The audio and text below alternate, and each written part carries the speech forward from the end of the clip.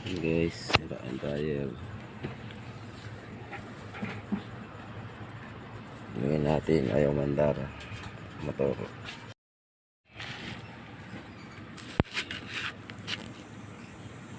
Kaya pala ayaw umano nito eh, kasi nakapreno na siya, kaya nag-iinit siya eh.